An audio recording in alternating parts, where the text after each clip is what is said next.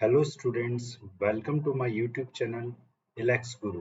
इलेक्स गुरु आज आपके लिए लेकर के आया है ओपेम बेस्ड पहला lab experiment close loop inverting और नॉन इन्वर्टिंग एम्पलीफायर पर। जैसा कि हमने आपसे प्रॉमिस किया था कि हम ऑपरेशनल एम्पलीफायर बेस्ड थ्योरी के साथ साथ लैब एक्सपेरिमेंट्स भी इस वीडियो सीरीज में कवर करेंगे।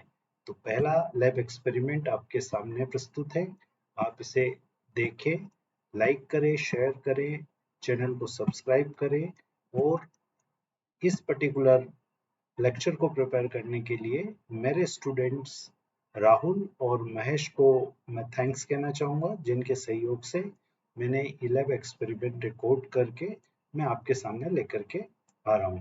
पूरा वीडियो देखें और देखने के बाद लाइक, शेयर, सब्सक्राइब करना ना भूलें। Thank you. ये ऑपरेशनल एम्पलीफायर 741 ऑप एम्प है। इसका ये पिन डायग्राम या यहाँ पर पिन्स बनी हुई है।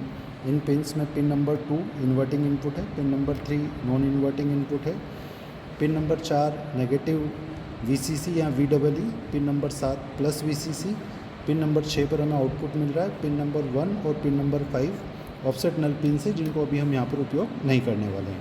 इस पर्टिकुलर एक्सपेरिमेंट में हम बात करेंगे इन्वर्टिंग एम्पलीफायर की।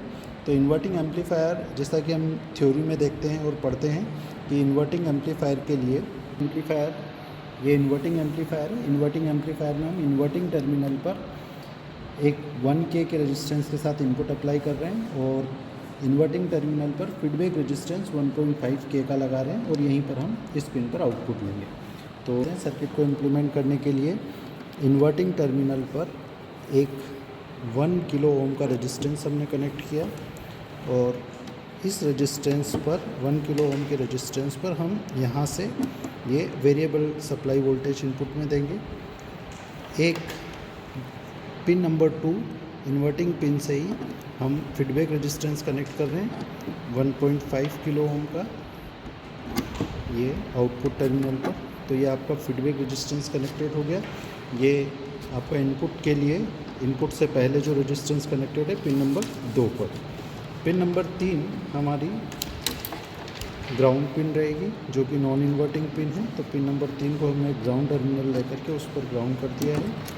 पिन नंबर 4 पर हमें माइनस VCC, यहाँ पर ये पावर सप्लाई सेक्शन है, पावर सप्लाई सेक्शन से हमने -12 वोल्ट लेकर के यहाँ पर लगाया पिन नंबर 4 पर। Pin number 7 plus VCC plus 12 volt हमने यहाँ पर दिया है। अब हम आउटपुट के लिए और इनपुट के लिए मल्टीमीटर को कनेक्ट करते हैं। तो देखिए ये मल्टीमीटर हमारा इनपुट के लिए रहेगा। मल्टीमीटर को हमने वोल्टेज पर सेट कर रखा है। ये वोल्टेज पिन है और ये ग्राउंड पिन है। तो ये यहाँ से इस टर्मिनल से हम इनपुट दे रहे हैं, तो ये यहाँ पर हमने इसको इनपुट के लिए लगा दिया है और एक ग्राउंड टर्मिनल पर हम इसको ग्राउंड कर देते हैं। दूसरा मल्टीमीटर हम ये यूज़ करेंगे आउटपुट के लिए। तो आउटपुट के लिए पिन नंबर 6 जो है हमारा आउटपुट है, इस पिन पर हम इसको मल्टीमीटर को कनेक्ट करते हैं। दूसरा टर्मिनल इसका ग्राउंड है, इसको हम किसी ग्राउंड टर्मिनल पर ग्राउंड कर देते हैं। अब हम इसको स्विच ऑन करते हैं और स्विच ऑन करके हम देखते हैं, आउटपुट में हम देखते हैं मल्टीमीटर इनपुट हमारा 1.074 वोल्ट पॉजिटिव वोल्टेज है। आउटपुट में हमें मिल रहा है 1.596 और 597 वोल्टेज। चूँकि हमारा 1.5K का फीडबैक रेजिस्टेंस है और 1K का हमारा इनपुट रेजिस्टेंस R1 है, इसलिए गेन की अगर हम बात करें तो -RF/R1 से हमें गेन मिलेगा -1.5/1 मीन्स -1.5, जो कि इस पर्टिकुलर एक्सपेरिमेंट से जस्टिफाई भी हो रहा है। हम अगर यहाँ इनपुट देखें, देखिए अगर हम DC इनपुट अगर इंक्रीज़ करें तो जैसे जैसे हम इनपुट इंक्रीज़ करते जा रहे हैं वैसे वैसे आउटपुट भी उसी प्रोपोर्शन में इंक्रीज़ होता जा रहा है। जैसे सपोज़ अगर हम इसको 2 पर सेट करने की कोशिश करें, ये देखिए, तो ये लगभग 3 वहाँ पर आउटपुट में मिल रहा है। अब ये हमारा पॉजिटिव वोल्टेज के लिए हमें नेगेटिव दे रहा है। इसी प्रकार से अगर हम नेगेटिव आउटपुट में दें, यहाँ पर हमारे पास नेगेटिव सप्लाई भी अवेलेबल है। अगर हम इसको नेगेटिव सप्लाई देते हैं तो इनपुट में नेगेटिव सप्लाई देने पर हमें आउटपुट में पॉजिटिव मिल रहा है। देखिए यहाँ अगर मैं नेगेटिव -1 वोल्ट इनपुट में लगाऊँ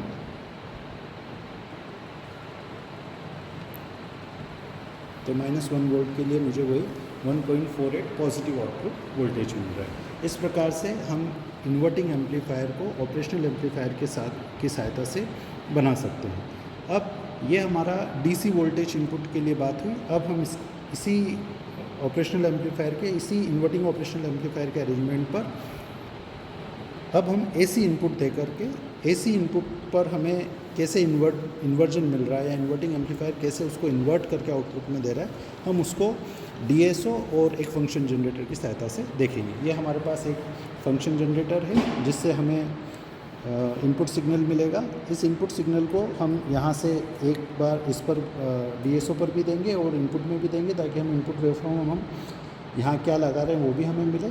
और पिन नंबर 6 पर हम यहाँ पर आउटपुट देखेंगे। एक मिनट स्टॉप कर। तो देखिए ये 1 के पिन नंबर 2 पर इन्वर्टिंग टर्मिनल पर लगा हुआ है। इसके दूसरे सिरे पर हमने फंक्शन जनरेटर का ये जो आउटपुट है ये कनेक्ट किया और इसी फंक्शन जनरेटर के आउटपुट को हम डीएसओ पर भी कनेक्ट कर रहे हैं। डीएसओ के चैनल नंबर 1 पर हमने इसको कनेक्ट किया। दोनों ग्राउंड हमने कंबाइन कर रखे हैं और ग्राउंड को हम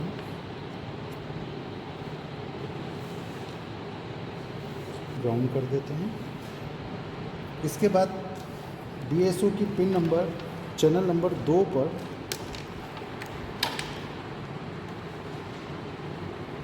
डीएसओ के चैनल नंबर 2 पर हम देखते हैं हमें आउटपुट देखना है। तो ये हमारा आउटपुट का पिन नंबर 6 है। इस पर हम आउटपुट देखेंगे। इसको भी हम ग्राउंड कर दें।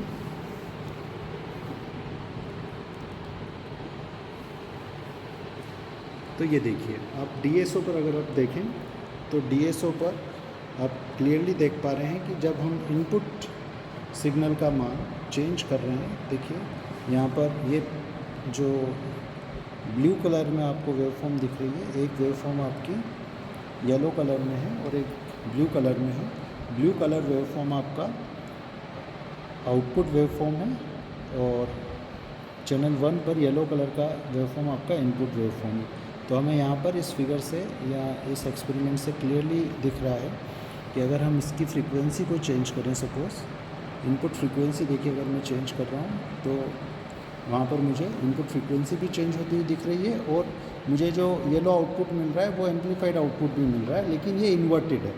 जहाँ इनपुट नेगेटिव है वहाँ आउटपुट पॉजिटिव है, जहाँ इनपुट पॉजिटिव है वहाँ आउटपुट नेगेटिव है।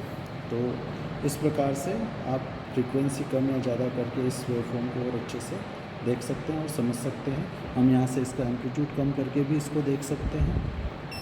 अगर हम इसका एम्पलीट्यूड कम करें तो ये एम्पलीट्यूड कम होने की कंडीशन में देखिए ये 1 पर, और जैसे जैसे एम्पलीट्यूड बढ़ रहा है वैसे वैसे हमें ये आउटपुट में वेवफॉर्म मिल रही है।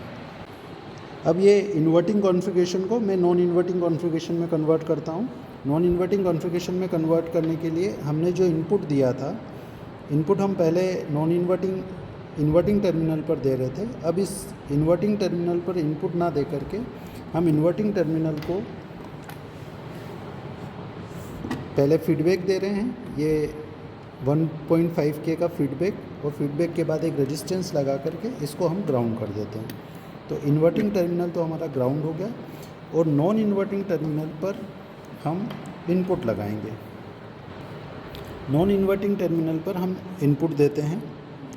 तो ये जो हमारा डायग्राम होता है इसका नॉन इन्वर्टिंग एम्पलीफायर का, नॉन इन्वर्टिंग एम्पलीफायर में हम ये सर्किट इम्प्लीमेंट कर रहे हैं। ये फीडबैक रेजिस्टेंस RF, ये R1, ये आपका 1K है, ये 1.5K है और यहाँ पर हमने इनपुट सिग्नल अप्लाई किया है।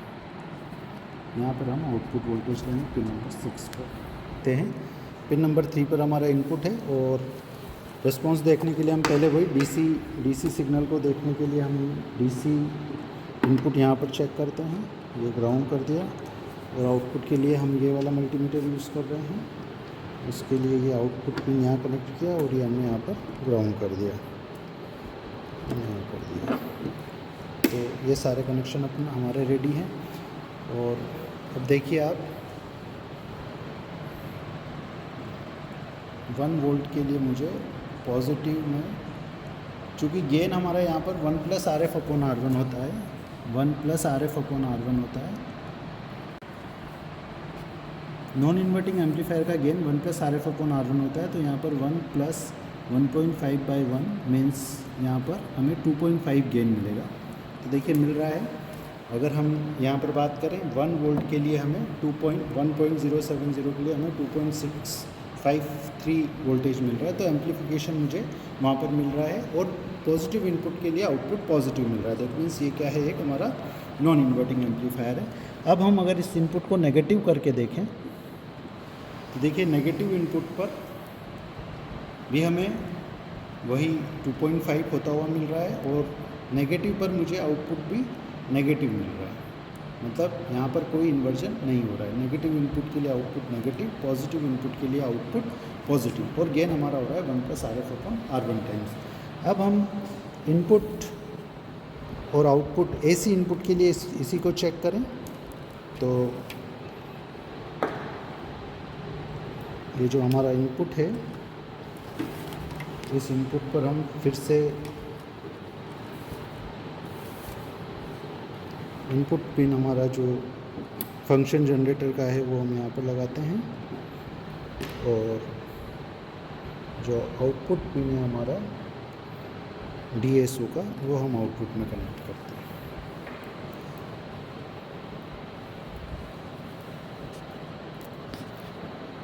और ये हम टर्मिनल को ग्राउंड करते हैं। तो अब देखिए यहाँ पर हम देख पा रहे हैं कि हमारा ये जो एम्पलीफायर है, इस एम्पलीफायर से हमें नॉन इन्वर्टिंग एम्पलीफिकेशन मिल रहा है। जो सिग्नल हम अप्लाई कर रहे हैं वो इन्वर्ट होकर के हमें आउटपुट में नहीं मिल रहा है। ये हमारा 1 पर हमारा इनपुट है और 2 पर हमारा आउटपुट है। तो इस प्रकार से हम देख सकते हैं, हमने प्रैक्टिकली ये देखा कि इन्वर्टिंग और नॉन इन्वर्टिंग एम्पलीफायर्स को हम किस प्रकार से ऑपरेशनल एम्पलीफायर की सहायता से इम्प्लीमेंट कर सकते हैं। Thank you.